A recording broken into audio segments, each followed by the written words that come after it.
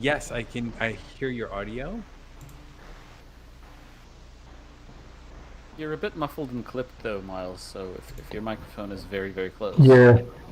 Hello and welcome to I think I just I'm going to join from my this personal time using our game PC as well. Hello. Okay. And I think Mark, could you just give? I just need a private message as well. If you could give me Oh yeah, access to the game room. Yep. Okay. It won't let me talk for another 8 minutes, so I know you're going to have to talk. That's okay. All right. We are streaming, so we'll be back in 5. Welcome. You're still going to hear his test. So you guys are hearing everything in the background. All right. Miles, you should have access in seconds. I'm kinda like complicated. I never know what I'm chasing. No, I don't need someone to save me. Okay, access granted. But you appear like a lightning bolt. Maybe you're a wizard. Okay, yeah, like I said, it won't let me talk for a little while. Just the Discord rules, 6 more minutes. So. Like a shockwave to my system. Maybe you're a wizard. Cause you're busy. Cause every time I'm with you, you're my one and only elixir.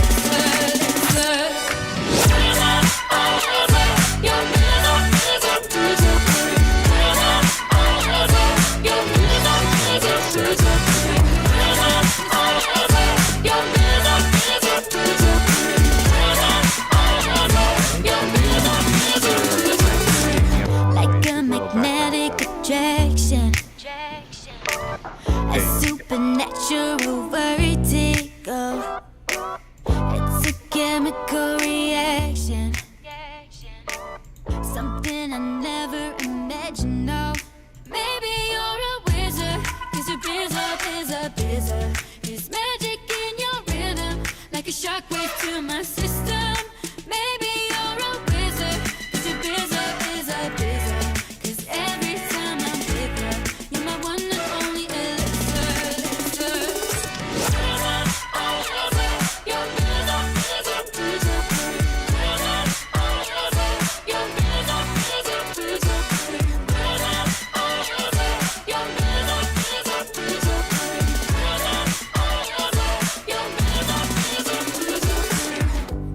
You're the one that lights me up.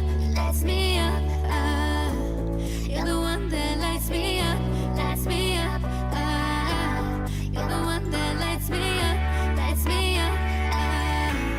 You're the one that lights me up. Maybe you're a wizard, cause you're busy. There's magic in your rhythm, like a shockwave to my system. Maybe you're a wizard, cause you're busy. Cause every time I'm with you, you're my one and only elixir.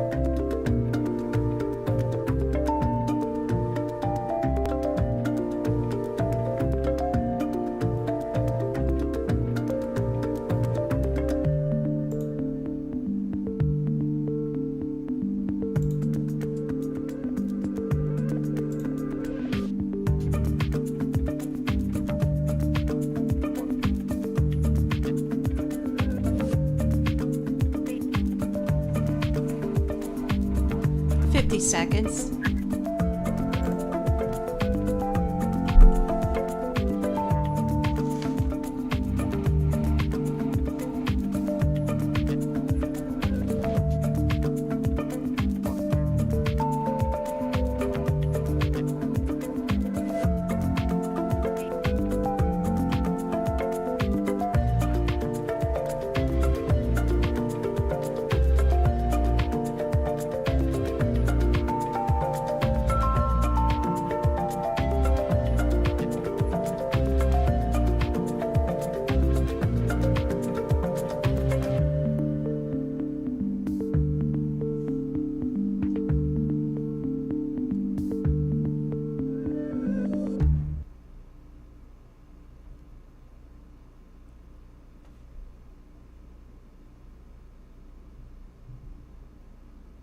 Hey, we're back. Hi, everyone. Welcome to today's live stream. This is going to be a fun one. Let's do a quick audio check. Let us know in the chat if you can't hear us. Yep, so my microphone. Okay, Paul's here. Paul, you can hear us okay? All right, here we go. This is going to be fun.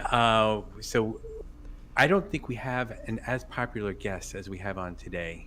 Of course, I'm You're speaking. building me up, right? I hope if you follow the trend, you know that these guys are building me up. So I love you guys too. Anytime we talk development on the Omniverse platform, we're very honored and lucky to have Damie here to help us kind of give a good overview of the latest features.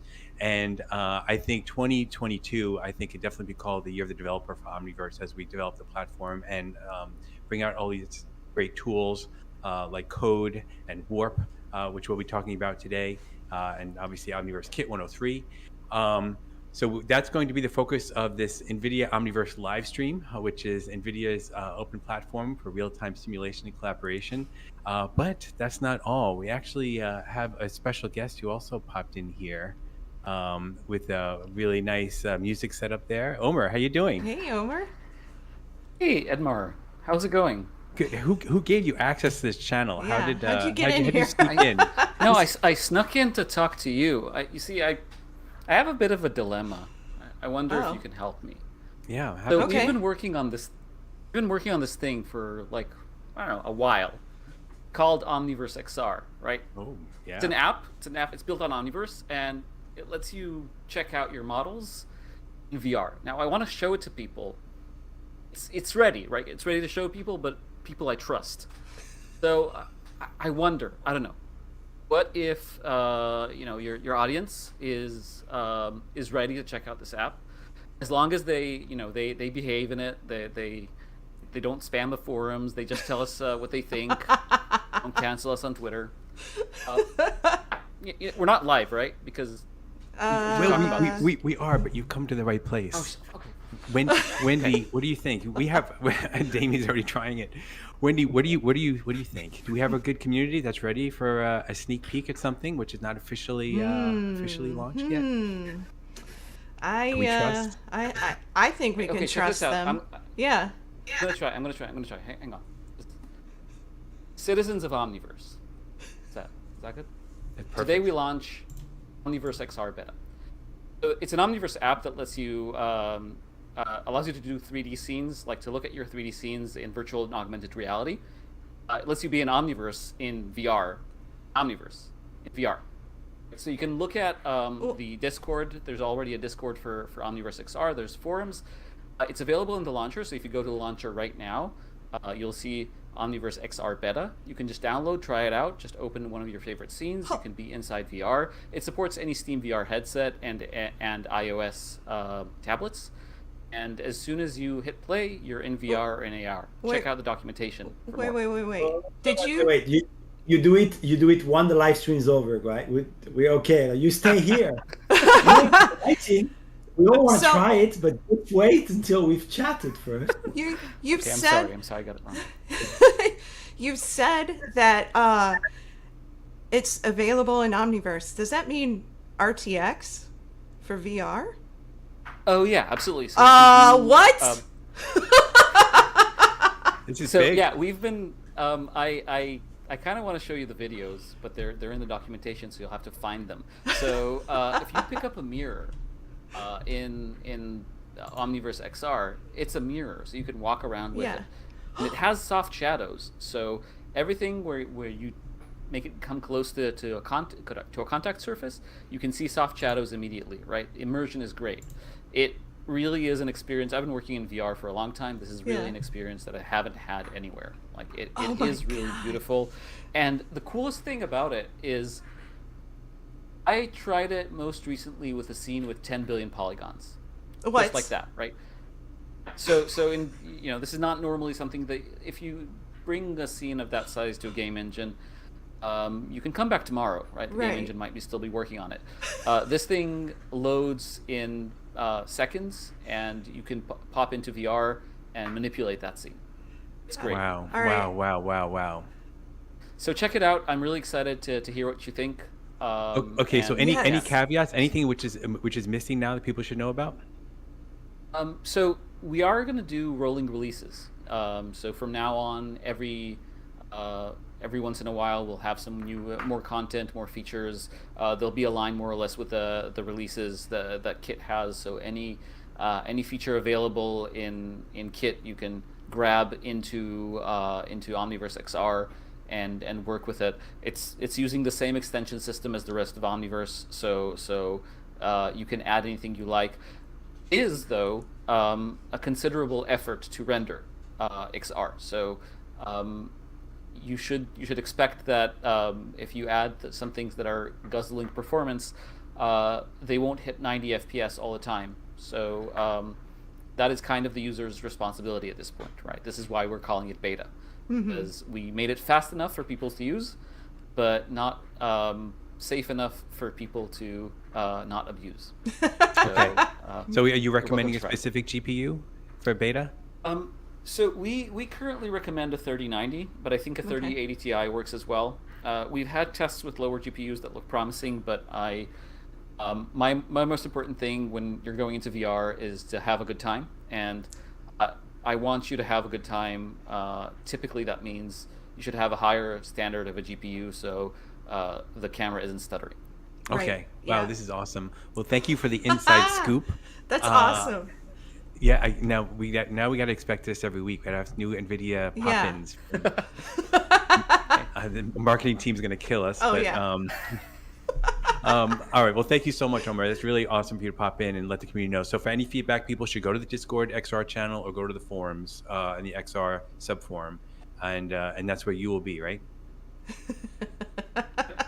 Okay. As much cool. as possible, yeah. All right. Thanks, Omar. Omar. All right, Back to Damon. my regular program. Yeah, of course. So that was a nice warm up to get you guys ready. So we have a lot of developers actually tuning in today, of course, to be expected. So what do we want to cover today, Damien? So we're going to break this up into two parts, right? Kit 103 and then Warp. Yeah, we definitely want to just generally connect with the attendance, right? So you're here, you come and join us, you have specific questions, you want to talk about something else, well, if it's Omniverse and Kit related, that's ideal. But just bring the topic, right? These forums are about interactions, about you coming in and wanting to talk about particular things. So drive the agenda. That's absolutely fine. The general topic though is really about Kit for developers. What does it mean? Where are we today? Where do we go next? What are the opportunity? You have questions. You want to bring some talk about manipulators, the new viewport, AR, VR. We bring great goodies on the intro, and then today on one of these really great new technology opportunity for developer, we have Miles that is joining us to talk about technology that he spearheaded called Warp, and he'll discuss about how you can use it to do really interesting things. And so that'll be a sort of an intro for that topic. And similar, there is channels that you can go more into details. You can connect to us if you want more detail, maybe live stream about Warp in the future. Today is really to give you an insight as to it's being there and coming and what you could do with it. Awesome. Do we want to do a quick kind of like talk about what the difference is between code and Kit, just to get that? Yeah, out so there? Oh, yeah. what I generally do, and I'll do a shameless plug for some of our presentations that we have, just because maybe you've seen them, maybe you haven't, and so you have other resources. So I'll share my screen. I'll go over a couple of the slides that we had for GTC. It feels a long time ago, but it was just like a month something ago, and we had great presentation there. So I still have the content. Again, I'm not going to go over it. There is a great 1 hour presentation that you can watch. I'll give you the insight how to get there. But we'll just do a recap of what the platform is, where it's at. Maybe it's your first time, joining us in the live streams, figuring out, like, you kind of wanted to know what's this all about, this Omniverse thing. And so we just like to rebase a little bit everybody, so you get a sense of where you are. So if you're a returner customer and then you know everything about the platform, bear with us for a few minutes while we reintroduce the general scope. And then while we do that, please ask questions, drive the second part of the agenda. And then what we'll do, probably we'll go into a WARP, so people can get to hear about it, and Miles can share with us what it means. And then on the tail end of that hours, 50 minutes that we have left together, we can just get the discussion going based on the topic that you've selected on what was really interesting. Sounds good. Okay, so Damien has given me orders to watch both chats. So I'm monitoring YouTube and Twitch chat. So all developers watching, ask your burning questions regarding any kind of code related item, specifically for Kit and Warp if possible. We'll try to cover other things too. So any kind of developer related question, feel free to post. Damien, take it away. Okay, great. So again, this is a long presentation. Don't worry, we're not going to go over it. There is, I'll tell you where it is on YouTube or on the live. We'll make sure that you post the link.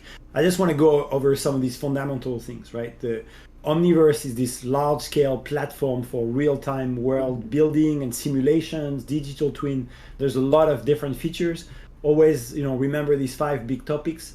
For you as a developer, they're all area of opportunity of doing cool things, right?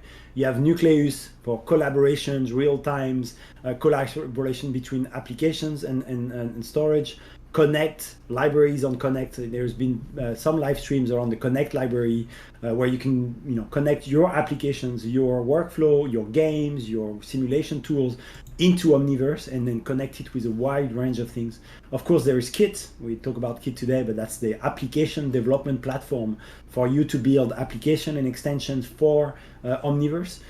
All of the work in simulations, Warp in that space, right? It's about doing high performance, GPU powered computations of simulations, of AI, of animations, of deformations. And of course, the RTX renderer around MDL and this real beautiful path tracing renderer. So those are the 5 pillars of the Omniverse. Every one of them, great opportunity for you as a developer to engage with the platform. Remember, all of them have in common USD. USD is, the HTML of those 3D virtual worlds, and there's plenty of resources throughout forums. If you want to build something in this new virtual world, you have to learn about USD. It's almost a prerequisite, so go and learn it. It's actually a very fun library. It's very well documented. There's plenty of resources everywhere, and then you get to know how they did these really fun Pixar movies. We have those flows. I'm not going to go over too much of it today, but remember the platform is a very deep and broad platform. It goes from at the lower level all of our system architecture, GPU, CPU, DPUs, very fundamental frameworks like Cuda, 15 years in the making, OmniGraph, the RTX library, USD I just talked about, and then you see in this new slide now we have Warp. Here in this library that will really enable you to turbocharge your compute.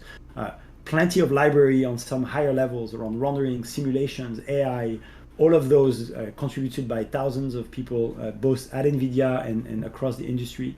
The Omniverse platform, and then the extension and the apps. Again, go through some of these presentations, you'll get a lot of details there. Not going to go too much over that, but even Kit itself is built of fundamental parts, extensions, and ways for you to interact with it. So again, there's a deep dive presentations that goes into that. If you want to learn about the platform, go and check it out. And then in that presentation, we talk about what was there in 102. There's already a lot of things that we had built and shipped last year.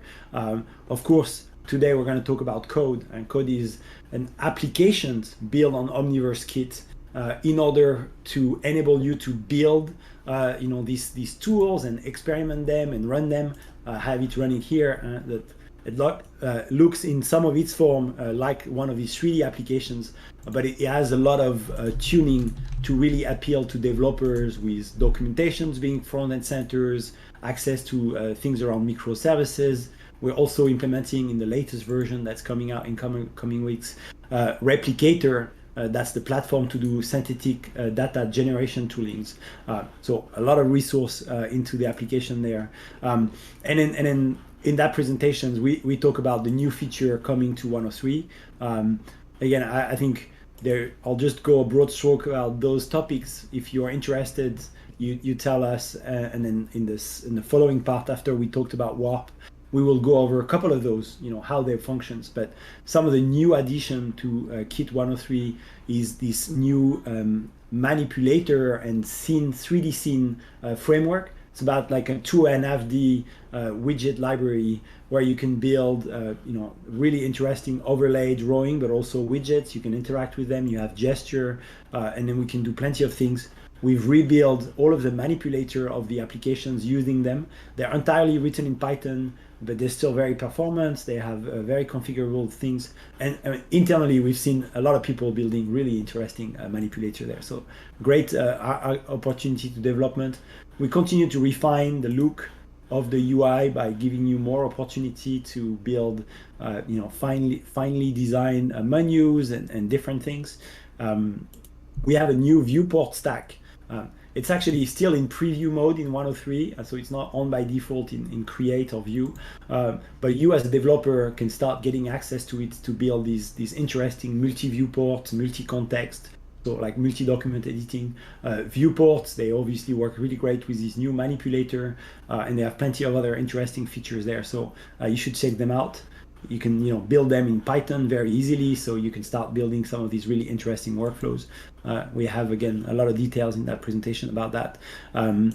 We've enabled in that next generations of applications, 103 based, these Hydra render delegate. USD, we talked about USD being this sort of file format for the 3D world, the HTML of the 3D world. Hydra is like the raster engine, is the engine that enables you to go from the 3D world into images in a relatively agnostic way, so you can decouple the backend from the render, and then most of the renderer, the best one in the industry, have adopted Hydra, or at least support Hydra as one mechanism to connect their renderer to USD scene applications. And that's the case for many of them that you see here. And then now we have enabled building these Hydra render delegates against Omniverse USD, and then using them into your applications. So again, a lot of really interesting opportunity here. If you're a developer or if you're writing a renderer, you can do interesting things.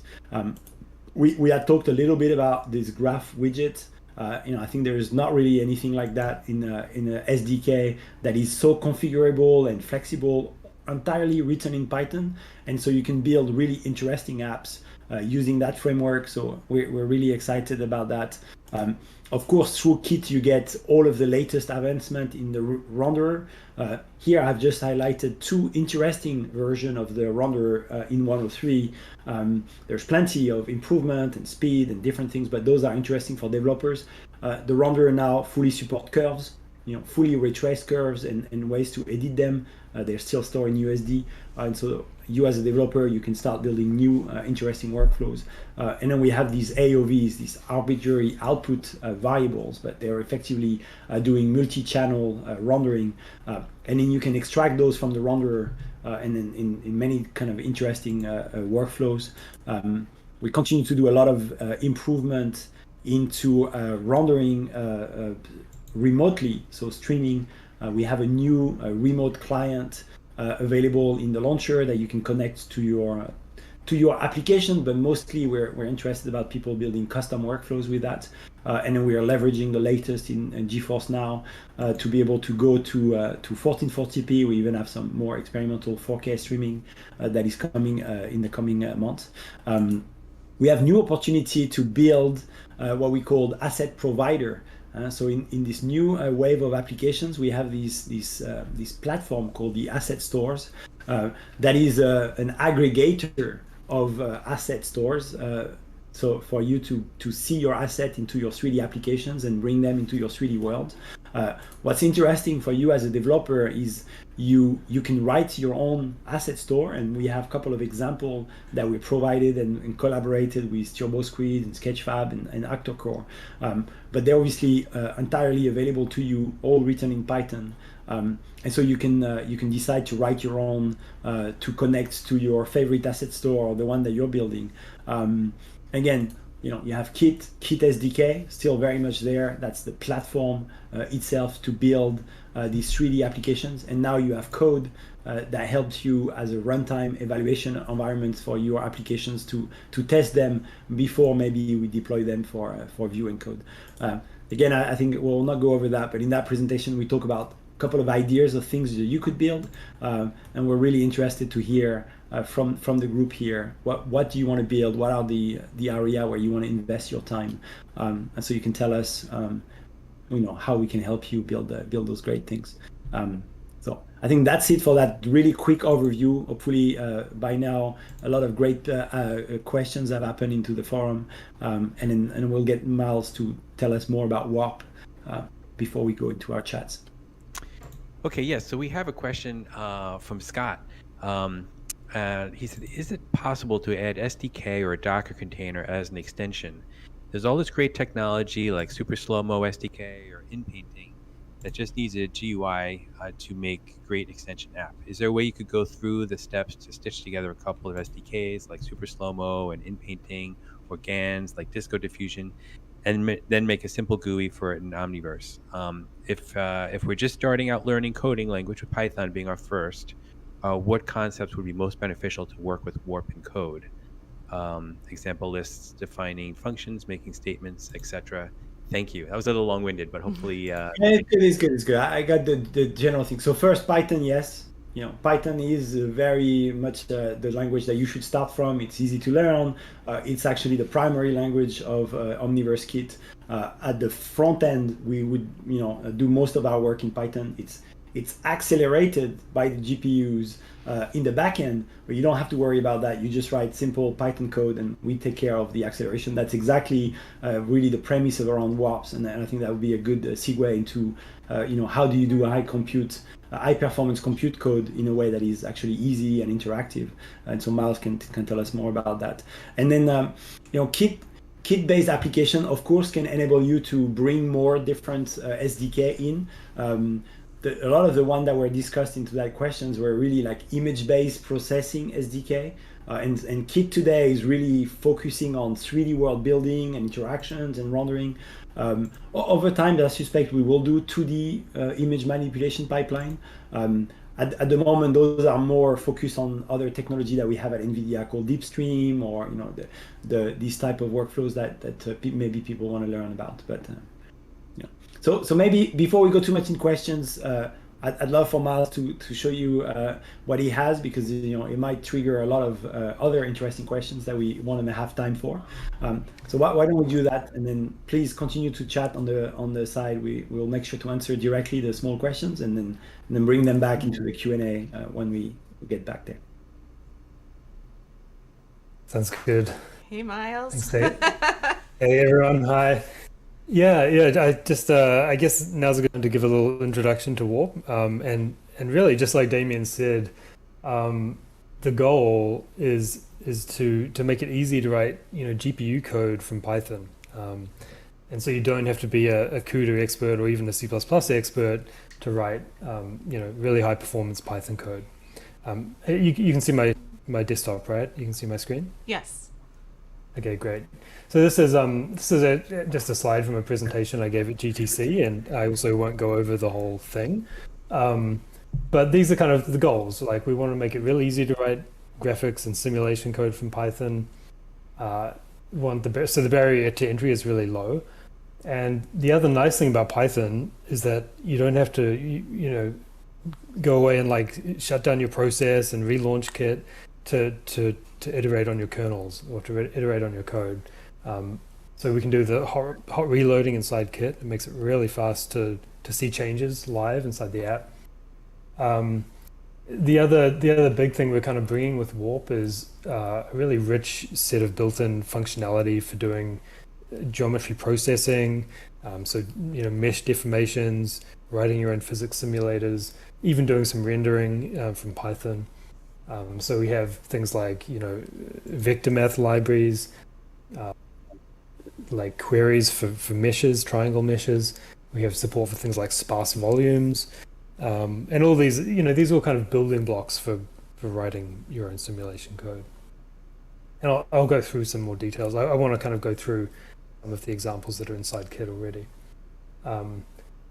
But at the same time, we know that a lot of developers are comfortable in C++, and they have a big, potentially large code bases that they still want to interact with.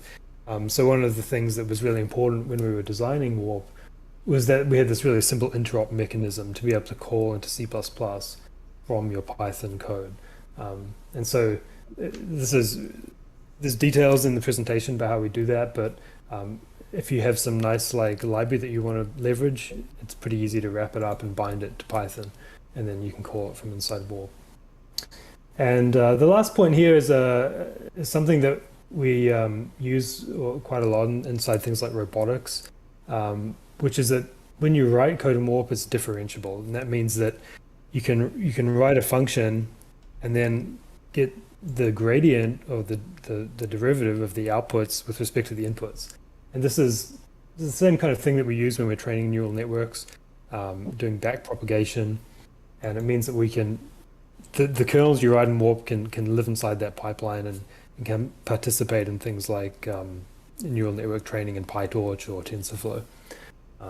So this is a pretty useful feature, especially for the sort of research folks.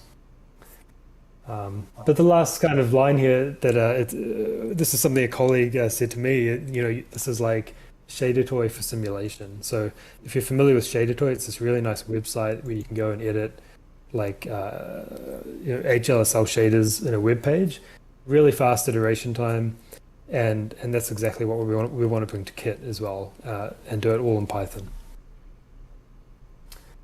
So I thought it might be nice if I just show some of the examples that come with Kit for Warp and how you actually just get started.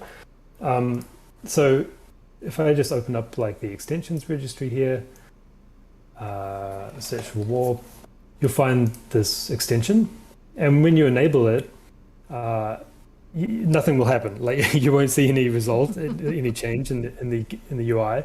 But what it means is that it's actually imported the Python module. So Warp is like a developer SDK, and it's a Python package, right? So when you enable the extension, it automatically brings that package into the Kit Python environment, and from there you can type import Warp as WP. Into anywhere in Python inside Kit, and start writing kernels. The other thing that I think has tripped some people up is how do you find the example files? And the way to do it is to just from this extension registry, click that folder. It's going to take you to the extension directory on your hard drive, and this contains all of the source code for Warp, right? So it's an open source library, it's on GitHub, but when you install it via the registry in Kit, it's going to download everything and you'll have it all on your local drive. So the main library lives inside this Warp folder, and this has got everything to do with the sort of backend, if you like. But the actual examples live inside this data directory, and you've got a few example USD files here. So I'm just going to drag one out. This is a small example, a wave equation solver. And so we have a little grid here with a ball. And if I just started the simulation using space, but you can also click the play button. And you can see if I drag this around, we get some nice ripples happening on the surface as well. So this is a classic. That's cool. It's a classic 2D visual effects thing, like is 2D wave solver. And so the sort of heavy lifting here, the simulation is being done by Warp, and I can show you how that happens. It's all integrated into OmniGraph. So if I just open up the graph editor, we have this pretty simple graph. We have some input bundles, input prims coming in. And there's really good tutorials on OmniGraph. I'm not going to go too much in detail of that stuff. I just want to talk about the overall structure. We have one bundle coming in for the sphere. So the sphere is coming in through here. You can see it in the relationship. And this is going into our collider plug. And then we have one, this is a separate prim. Actually, it's for a cube. So the way that you can size your grid is by just dragging out a cube essentially onto the stage. And when you load the stage, it's going to fit the grid into that cube. So this is just a convenient way to size this. And the main warp node is this one in the middle. This is what I call like our ripple solver. And it's computing all these displacements and writing the displaced vertices out to another mesh primitive. So I think it might be interesting to just show you what the code looks like for this warp node. And so if I go back to that extension directory, you can find all the extension and node source code here as well. Omni warp nodes, and then this is the list of nodes and their definitions. I've actually got it open in this directory, open in VS Code already, so I'll just take you straight there. This is the code for that node here. So we have a bunch of helpers that read. Make your font a little bit bigger. Just good point. Yeah. The general compressions of the streams. Yeah, that'd be great. That's better. Yeah, that's great. I get older, so I get to my eyes. Yeah. Thank you, Miles. No problem. Yeah. So the sort of way that Warp works is that you write your function in Python, just like a regular Python function, with some inputs, and you can annotate it with this special decorator. This is a standard part of Python. This at syntax. And when you do this, what it means is that this function at runtime is going to be converted to Cuda, basically. And then you can call it from within a GPU kernel. So it looks like Python, but you can run it inside on the GPU. So for the wave equation solver, I have a bunch of different functions that compute things like just like essentially like the curvature of the waves and things like that. And this is what drives the displacement. And then we have another decorator for something called a kernel. And this is essentially just the same idea. It's a function, a Python function that you can launch on the GPU. And so this is going to call the kernel compared to the function, they're effectively top level function, right? They're like the top level item. And then you can only launch those ones, right? You can write loads of functions and you can call them into other functions or kernel. But at some point when in your code you want to actually trigger compute, you have to have a kernel entry point. That's exactly right. That's yeah, totally right. So yeah, these functions, these WP funcs, are kind of more like subroutines, if you like. Yeah, and the solve, like I have two kernels. This is the main solver one, and you can see it calls this previously defined simple function. And so the way that you get sort of data in and out of these kernels is through these arrays. And so I guess someone asked about like what's a good thing to be familiar with before you start writing this kind of stuff in Warp. I think that the other big frameworks like NumPy, Warp takes a lot of inspiration from NumPy, but also things like PyTorch as well. It's very similar to sort of API level. And so we have in Warp an array type, and this just wraps a big piece of memory. In this case, it's like the heights of the surface, basically at each point. And the wave solve kernel is just updating those heights. So it reads out the current and then it updates them as well. Yeah, the rest of the code for this node is essentially sort of straight OmniGraph like Python node, you have a compute, you define your like class. So I call this a REPL node, and then you define a single sort of compute entry point that gets called every frame inside Kit. And basically, we take some data out of those inputs and we plug it into warp arrays, pass it to the kernels, and then we bring it back out at the end. There's a bit more stuff here going on. Like if I show you, you can do things like, let's see. You can do things like enable buoyancy on the object, so now you can like drop it down. So there's a bit of extra sort of goodies in there just to do that kind of stuff as well. That's not specific to warp necessarily. This is just doing like USD updates on the mesh. So there's a bit of extra code in there to handle that kind of stuff. But basically, at the end, we're just writing out these new vertex positions and sending them to the output mesh. So yeah, you can scale it and all sorts of stuff. And another thing just to note is, obviously there it's a great integration of Warp inside OmniGraph nodes, but you can completely use Warp outside, right? You could write your own Warp kernel that would do some computations for some different things. And actually, Miles and I, we've been sort of toying on some little ideas of doing an image renderer using Warp. And that doesn't use OmniGraph, right? It's just one way to write a very high-performance OmniGraph node that is written in Python, but yet computed on the GPU using Cuda. So it's really high performance. Yeah, that's exactly right. And someone actually asked, I think, on the Warp channel yesterday about how they can write their own ray marcher, which is exactly what we're playing with. So in the open source library of Warp, there is great example of Warp, example that do some of these things in the open source directory. Yeah. Yeah, exactly. That's exactly right. It is a standalone library. Obviously, we have a really great integration with Kit, but you can use it either for pre-processing of your data or just inside a custom script. And if you go to the GitHub page, you can find all the examples. And we have ones for doing things like ray marching and all sorts of stuff.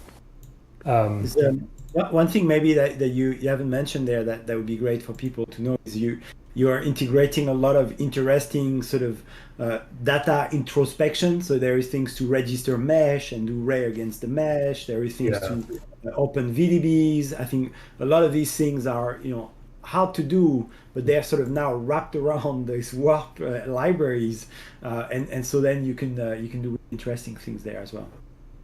Yeah, that's a good point. I think I've got a good illustration of that. So this is a little particle simulation test that's also inside that extensions directory. And this kind of shows a couple of different things. So if I just stop it, you can see I have this cylinder of particles. And the way that that's actually created is via an OmniGraph node, right? So I have the cylinder mesh. And basically this is getting read into the bundle here. It's coming into this particle volume node, and what that's doing is it's actually like filling that mesh with particles. And so the cool thing is I can on the fly just like change the scale of this mesh, and like it's gonna like update that grid of particles. And the way it works, just to come back to Damien's point, is that we need to query like whether a point is inside the mesh or not, right? To decide whether or not we're going to put a particle inside it. And so the way that works, this is the code for that volume sampling node. And basically we have a kernel called sample mesh. Again, we've got that WP kernel annotation. And we have this built-in function which takes a point in space and takes a mesh ID and gives you back the distance to the surface. So you can say, okay, am I inside the, it gives you back the distance and the sign. So if the sign is negative, you're inside the object. If it's positive, you're outside. And we can use that to basically figure out for a grid of particles which one's inside and outside. And that's how we can do this kind of thing on the fly. That's right. And so you have some utility for mesh, like inside, closest point, sort of shooting rays as well inside directions. And then what other things? I think that we have this things with nano VDB or VDB in general. Yeah, exactly. So I think these are the docs, and you can find the link to these from that main warp repository. But so let's have a look. So we're meshes. Volumes, Oh, yes. volume. Yeah, so for geometry, we have like query point, query ray. You can even query like the bounds of an axis line box. And then for volumes, right, we have a similar API.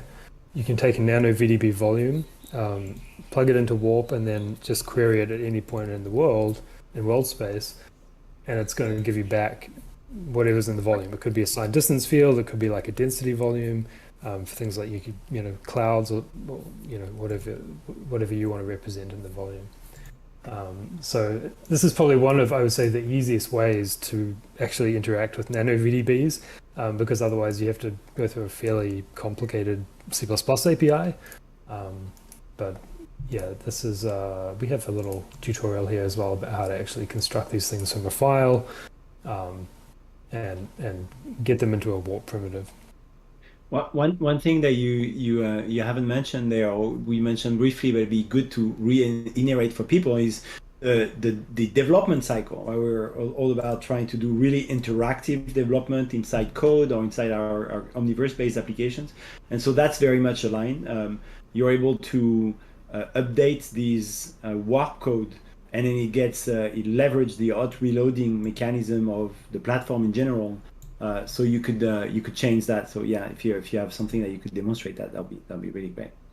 Yeah, definitely. So this is that wave equation solver again, and so I can go into the code for that, and I'm just going to edit some of that kernel code. So we have this damping parameter here, and if I can just turn it up by sort of like 10x.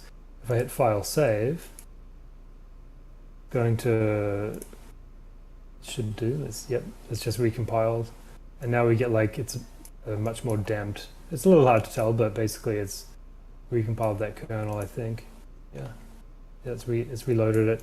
So the sort of iteration time is about, it's like usually less than a second. Let's do it 100 times more damped. And I think for developer, that we have on the platform, that are also very sort of familiar with that workflow when they do things in Omniverse Kit, it is really a very sort of important things that Warps bring. Is doing a Cuda is complicated, or you have to be a sort of an advanced developer, building, relaunching your applications depending on where you run.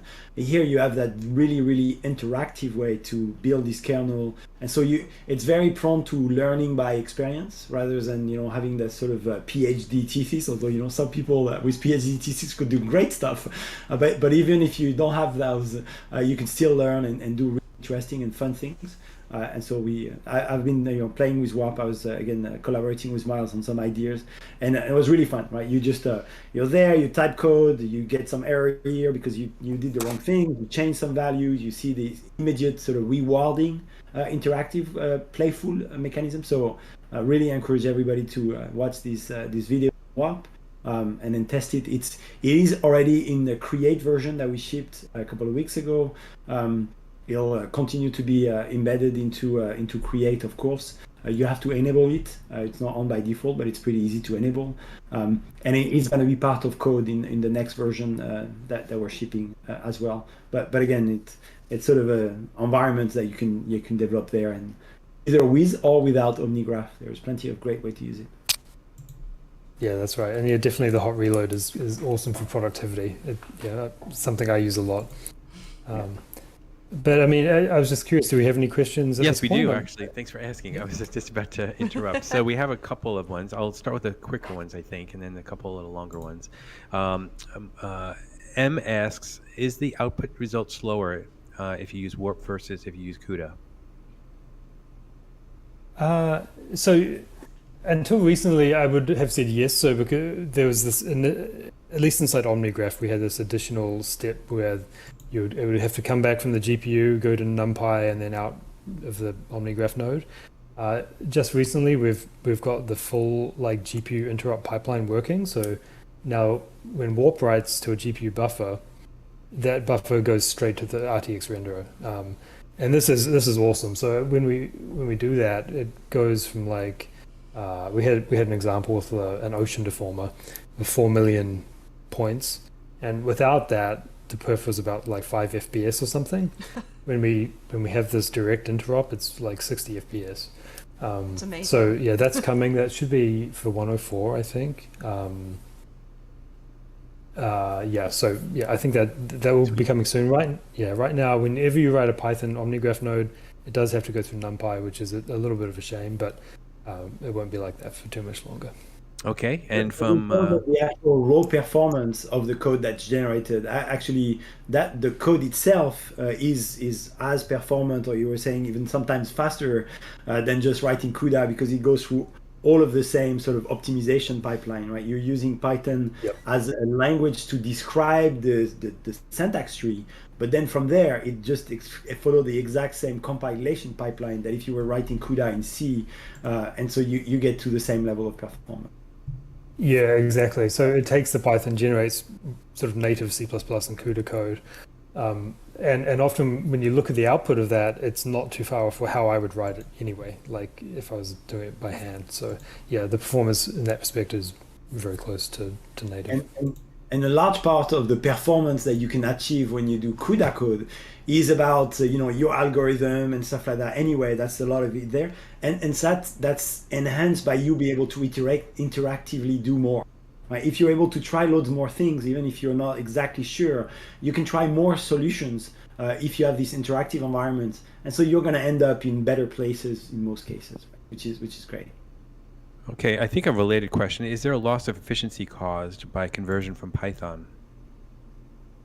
Yeah, so I think it's the same answer basically. Usually it's on the data side, if you have something coming in from NumPy, going to the GPU. Well, actually going in is not too bad, but yeah, if you're forced to synchronize back to the host, to the CPU, then that can have a performance penalty. But this is true in any like CUDA app, right? Like this is something we always try and avoid.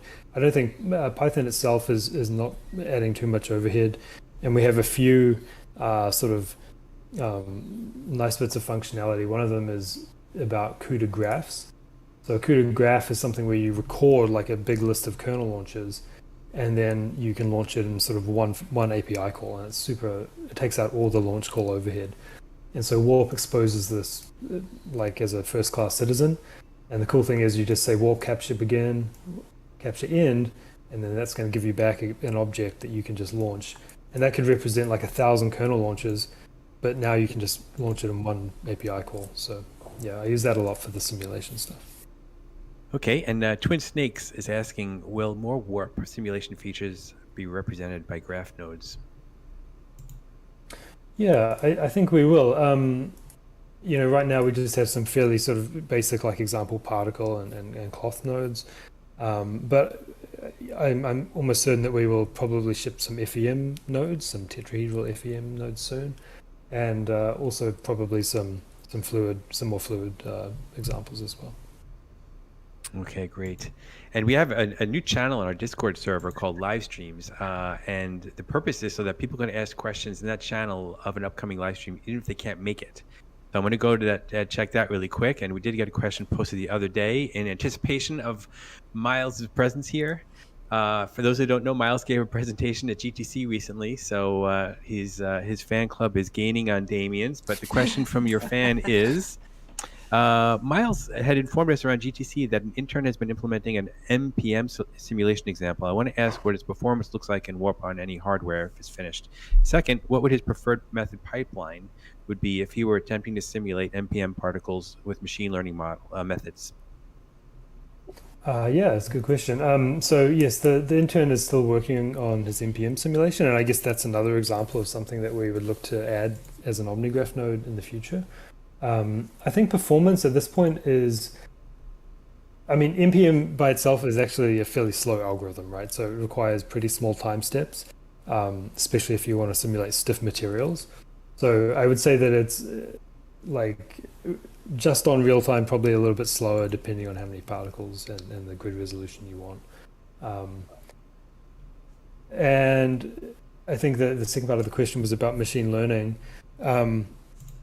Yeah, we do actually have a paper from one of our research scientists in submission at the moment about neural network approximations of NPM. So, when that comes out, I'll be sure to post it on our channel. Nice. And Miles isn't joking. So he's very active on our Discord. So if you want to chat with him, we do have a channel called Warp on our Discord. We have a couple of other channels for developers, specifically for developers. So all the developers out there, you have your own area in our Discord server called developers. That's how creative we are with naming these things. And then under that category, you have several channels on code, Kit. There's one just general on developing extensions, connectors, and of course Warp, like I mentioned. So Miles is there along with several other members of our team. Damien is also there. So we're really not allowed to advertise their presence on Discord because they're supposed to be doing other things here. But they love to hang out and answer questions. Yeah, don't tell anybody. All right, so we have a question for someone who's watching right now. If I'm trying to use coding with animations, is there any way to use a library of motions without assigning each motion to a variable?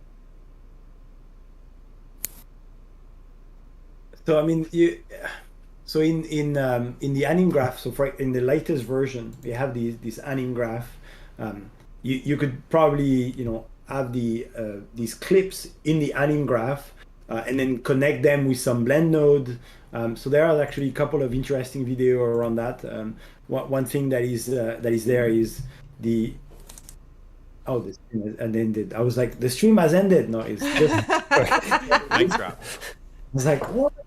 I was just going to tell you what the answer is. So anim graph is the framework to do animations, manipulations, blending, choreographings. With those, you'll be able to load a lot of animation clips that you can get from ActorCore, some of our partner, or you can have your own library of USD friendly animation clips. It also enables some retargeting. And then what's interesting is you can connect anim graph and action graph, which is a sort of a push version of this OmniGraph that we have, and so you can start blending animations based on press keys or different events. So yeah, in that mode you'll be able to effectively visual scriptingly connect these animations with some events by assigning them to different nodes and trigger the blending by some actions. Of course, you can do that all in code. Right? You can write some Python script and do some events that would do that. But generally, now that we have anim graph, that we have action graph, that we have OmniGraph and things like Warp that can really run into these things, we encourage people to think about runtime functionality as node because that's how they are orchestrated in large hyperscale systems. Okay, that's great. We have a question. I'll see how good I can read this. All right, here we go. This is from Magius. I'd like to write an app that integrates an existing GVDB physics-based simulation. How would you suggest integrating the back-end GVDB data structure with the RTX renderer to allow real-time visualization of the volume as it changes, maybe similar to how it integrates with optics? Thank you. So today we actually have something similar. Our physics teams as a debugger for the physics engine that is visualized inside the views. So you have a couple of mechanisms that you could do. If you want to integrate with RTX and you want to be able to collaborate there with the RTX view, you have to go through USD, right? So you have to have something that connects your data representations, GDV, DB, I don't know it, but whichever it is, that might be a general answer for anybody that wants to visualize some data inside the RTX renderer. And then you have to map these data to USD primitives, geometry, mesh, curves. We talked about curve now. You can do curves if you want to display some certain things. And then you in real time update this data structure in USD, and they will be lifted by Hydra, and they will be rendered inside the applications. If you if you want to be able to have a slightly more direct path to your own preview mechanism, you can also write your Hydra render delegates for the data structure, and and then you can sort of bypass maybe some of the full conversion sometimes to USD. Depends really what you want to do. But if you want to go into RTX, your path is through using the USD primitives. Technically, you could do overlay renders if your geometry or your data is lightweight, right? It's not like billions of points or particles. You can use this new scene API that we've discussed a bit earlier, so you can start pushing some overlay drawing data like bounding box or some volumes and different point-based informations, and those will be rendered on overlay inside on top of the RTX images. Yeah, just to expand on Damien's answer, I think there is one path if you want to render volumes directly. We have something called Flow, and this does have support for like loading VDBs, not GVDBs, but VDBs. I think the format is pretty similar, so you might be able to import your data into Flow, and then it has a very much that's a good visualization. point. And actually, a lot of people doing a lot of point-based rendering are splattering these points inside Flow. So you can render them as volumes, and if you have sometimes too many points, you splatter them into a volume first, and then you do volume-based rendering, and that's also very efficient. That's how we do some of our point-based renderings. Yeah, very good fun. Awesome. So I think we have a couple of options here. We can hang out here a little longer, or if you want, we can head on over to Discord, as we try to do after the live streams, for a few minutes to get Damien and Miles, if they're free for another few minutes, to chat with the community on our Discord server. And you're welcome to turn on your webcam or your microphone, ask questions live. If you didn't get your question answered today, if you want to explain in your own words without hearing my awful voice repeating your question here, then this is a great time to do it. That's why they come. That's why they come. You know? I love your voice, Edouard. I'll get you to read my answer.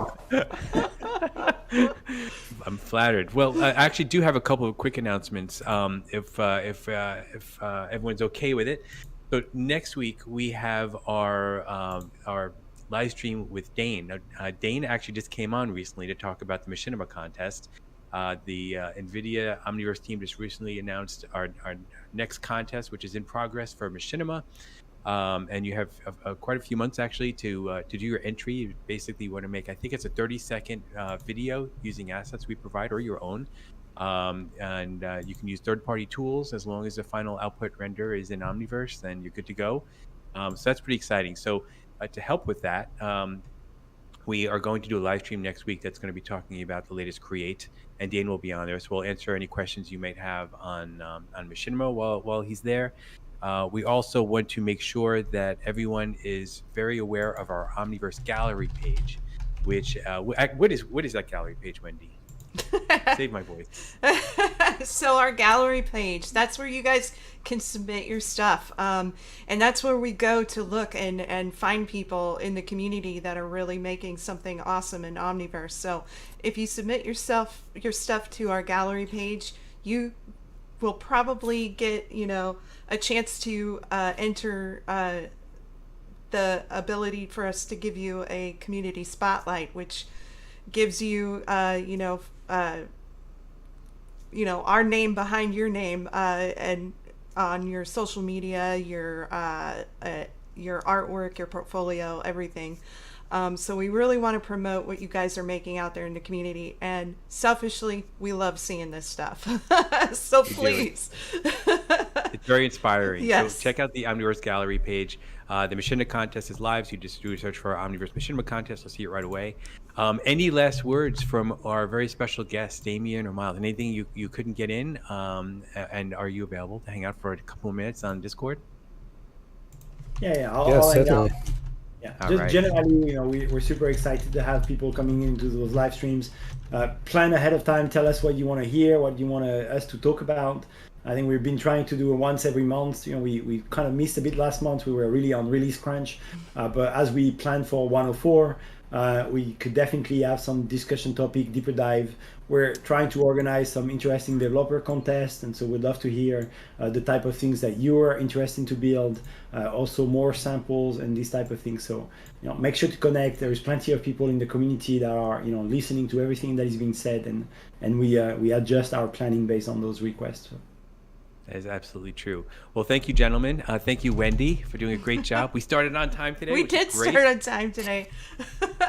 I didn't see Jasper today, but maybe he's on. He's sitting on the computer where it's warm. So Oh, okay. yeah. We'll catch him next time. All right. So for anyone who's interested, hop on over to the Omniverse Discord server, just discord.gg.